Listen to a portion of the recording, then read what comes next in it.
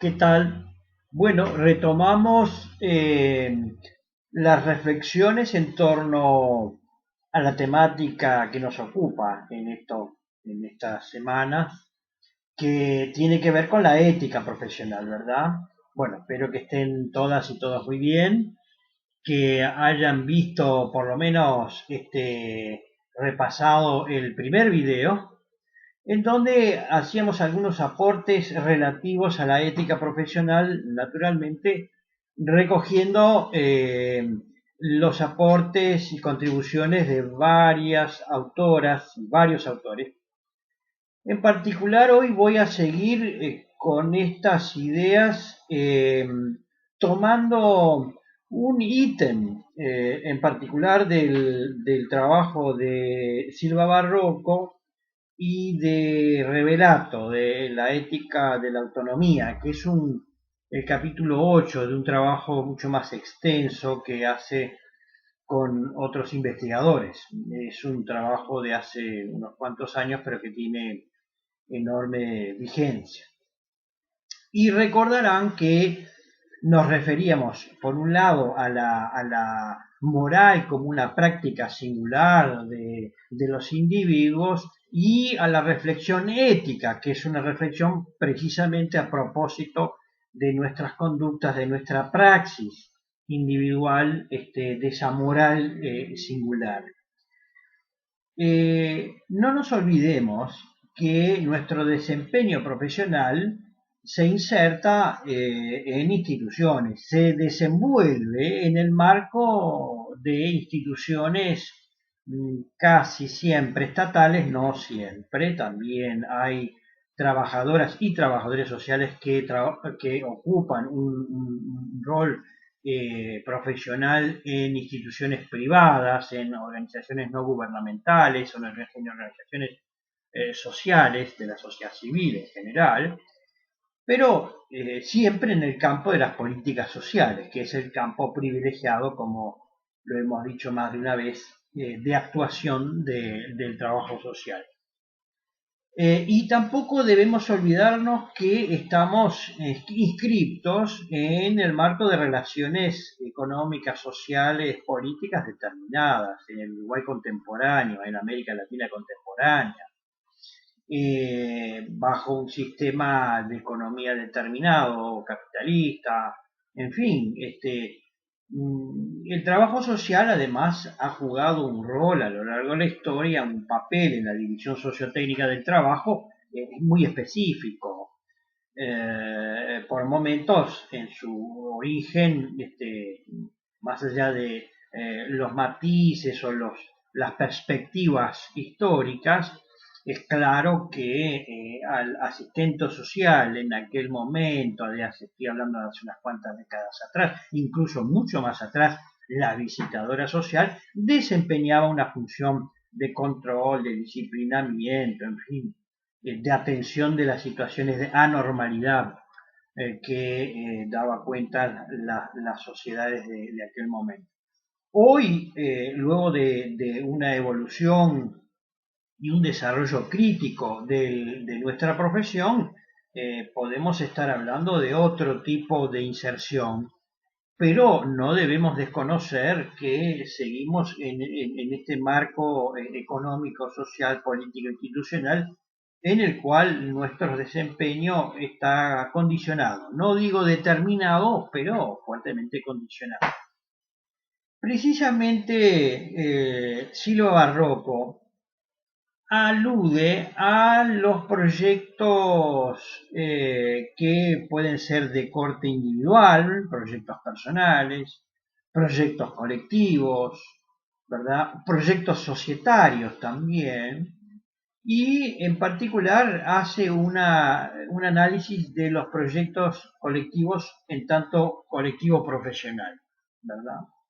En este sentido yo quiero plantear tres, cuatro ideas fundamentales, siguiendo un poco un eje, que incluso Silva Barroco recoge los aportes y el análisis de Neto, pero vamos a la primera idea, que es esto de Bueno, si en la vida social existen proyectos personales, colectivos, societarios, el trabajo social, en tanto colectivo, también expresa, pone de manifiesto un proyecto determinado o de alguna manera proyectos profesionales en determinadas coordenadas o siguiendo algunas pautas claras, ¿verdad?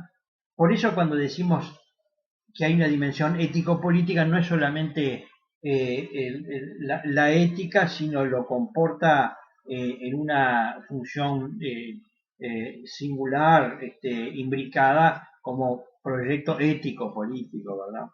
Entonces, Silva Barroco señala que el trabajo social en tanto colectivo implica que hay proyectos profesionales que eligen valores que lo legitiman socialmente, normas, es decir, prescriben normas que orientan y conducen e iluminan, digamos, el itinerario, el desempeño profesional de cada uno de manera singular, es decir, son normas de comportamiento, y claramente estas normas y estos valores en relación a quiénes, en relación en primer lugar a los usuarios, a los sujetos, en relación a otros colegas, en relación a otros profesionales de otras disciplinas, en relación a las instituciones y organizaciones en las cuales nosotros nos desempeñamos, ¿verdad? Esto es, el colectivo, el trabajo social, tiene de alguna manera en sí un proyecto o proyectos ético-políticos determinados.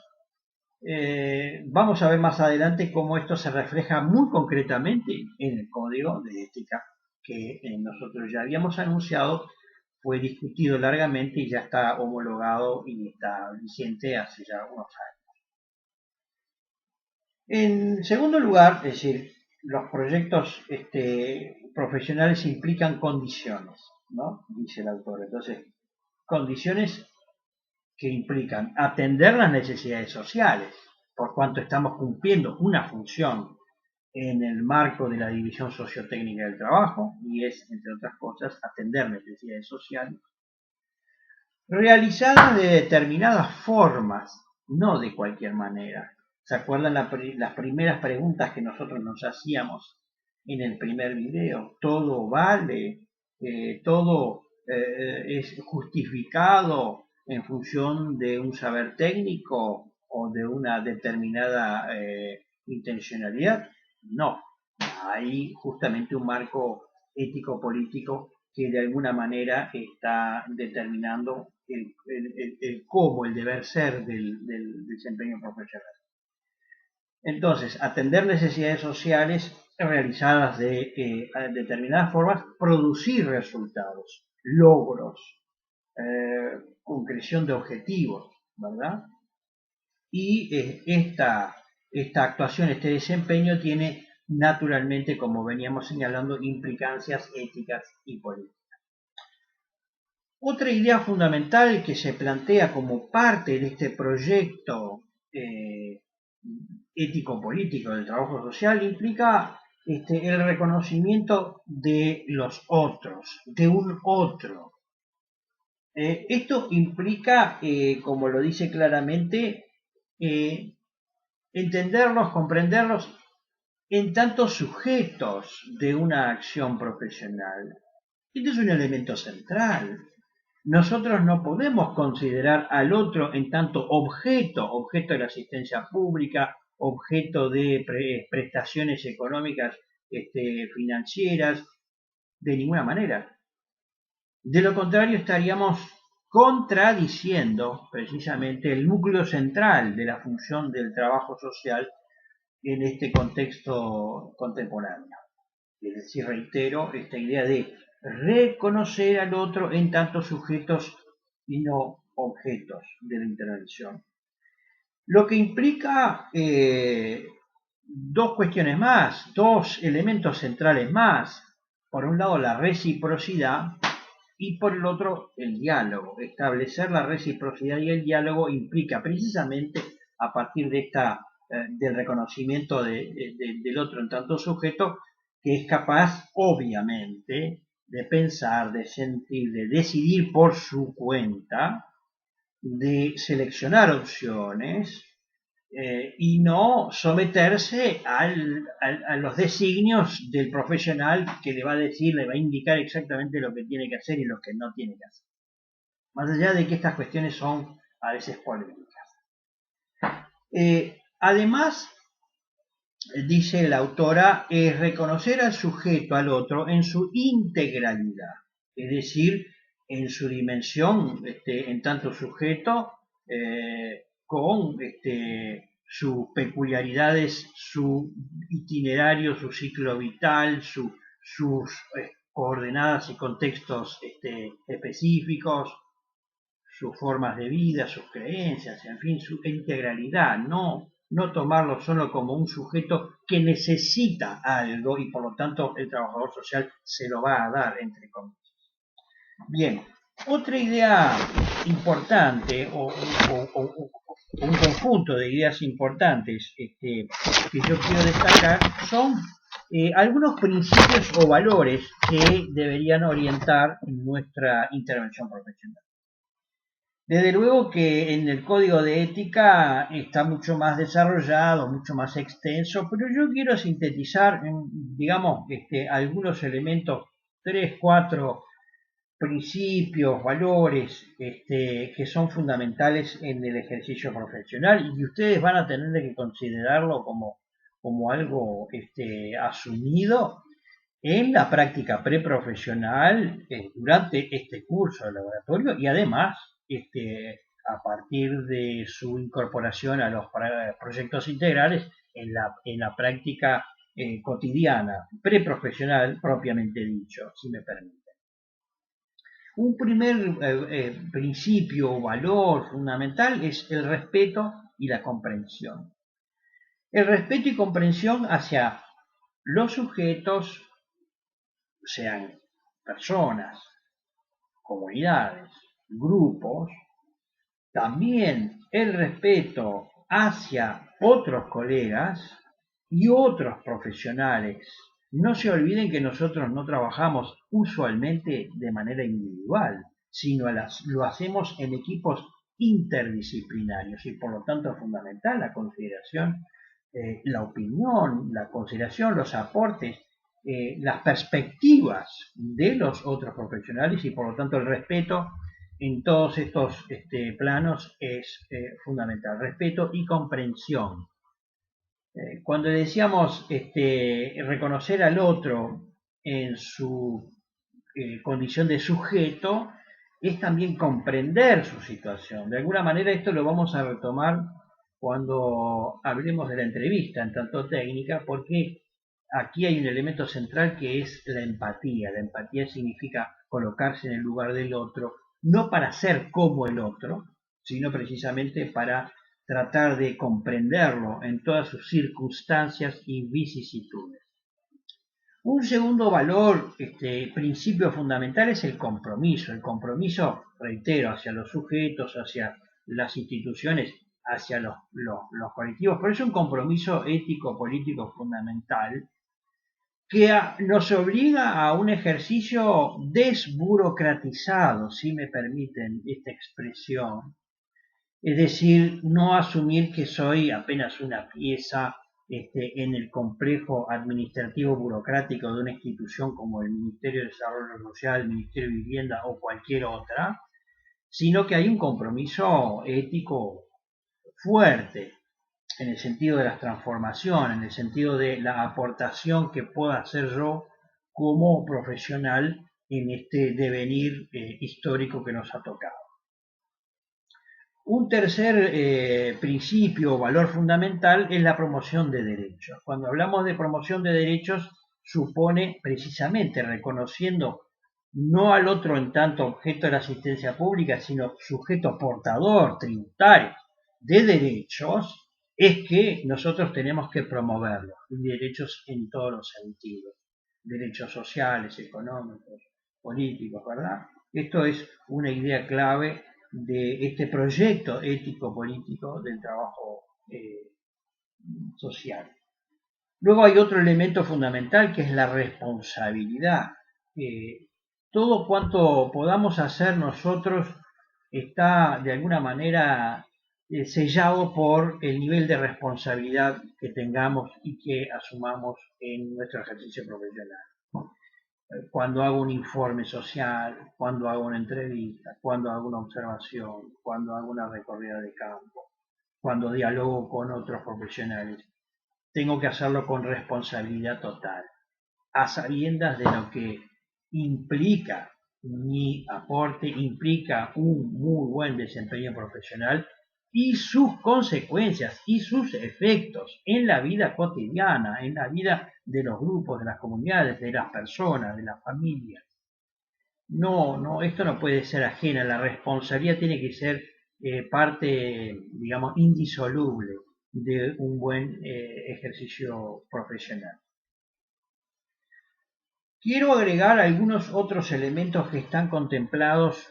No voy a referirme a todo el código de ética profesional que ustedes van a tener que leer, pero sí a algunos artículos que quiero subrayar, en particular los artículos del 12 al 17 del código de ética, en donde el 12 habla de lograr una participación efectiva de los colectivos, de los sujetos, de las personas, las familias, de los grupos en el proceso de intervención profesional, que implica democratizar la información, que implica una devolución de esta información y empoderar de alguna manera a los sujetos con los que nosotros trabajamos, de hacerlos partícipes en los objetivos y alcances de la intervención profesional y de reconocer la vulnerabilidad y dependencia. Estos artículos constituyen cuestiones centrales en los procesos de intervención profesional, porque precisamente toman en consideración aquello que decíamos hace un instante, es decir, los otros son sujetos y por lo tanto con capacidad de decidir y por lo tanto con derechos a saber, a conocer para qué nosotros hacemos la entrevista, con qué objetivo, con qué sentido, implicarlos, involucrarlos personal y colectivamente en este proceso de intervención, escuchar su opinión y no imponerles esquemas o juicios determinados, incluso a partir de prejuicios que podamos llegar a tener. De esto voy a hablar dentro de un instante. Pero es fundamental entonces, como decíamos, una participación efectiva y efectiva. Intervenir significa promover sujetos libres, con autonomía y de manera solidaria. Esto que decíamos de promover la participación efectiva y permanente durante todo el proceso tiene que ver con este propósito final que es empoderar, contribuir, porque nosotros no tenemos todo el poder del universo, vamos a contribuir a que los sujetos de nuestra acción profesional tengan mayor autonomía, mayores capacidades de decisión y, en definitiva, lograr un proceso emancipatorio real, genuino.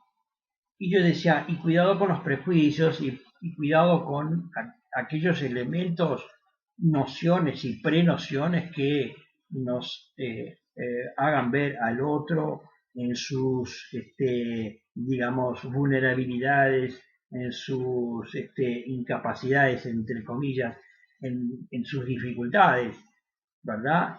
Asumiendo nosotros una postura, digamos, de una cierta superioridad.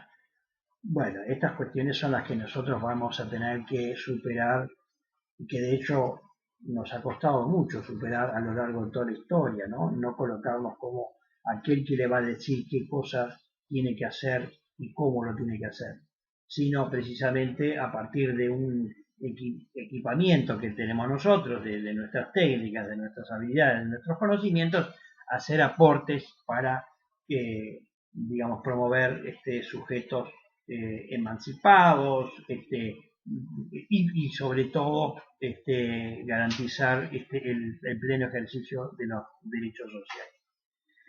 Esto es de alguna manera un poco simplificado lo que plantean algunos autores. Nosotros vamos en estas próximas horas seguramente a seleccionar con más precisión los textos para que ustedes puedan leerlos, procesarlos y participar con propiedad en los talleres que van a tener en esta semana, jueves y viernes, como ustedes ya saben. Bueno, no los quiero cansar más. Todo lo que dije de alguna manera está en los textos. Ustedes pueden enviarme comentarios, preguntas, si tienen dudas, si les quedó algo allí, digamos, pensando un poco qué quería decir o hacia dónde apuntaba. Porque ustedes pueden perfectamente escribirnos a la EVA, por la EVA, y hacer todo tipo de comentarios e inquietudes y preguntas y dudas. Bueno, espero que les haya sido útil, les agradezco mucho vuestra paciencia, como no podía ser, y los seguramente encontraré en el próximo video, que ya va a incursionar en alguna de las técnicas muy precisas que ustedes van a tener que poner en práctica en las próximas semanas. Así que bueno, sin más, les agradezco vuestra paciencia como siempre y nos vemos en la próxima.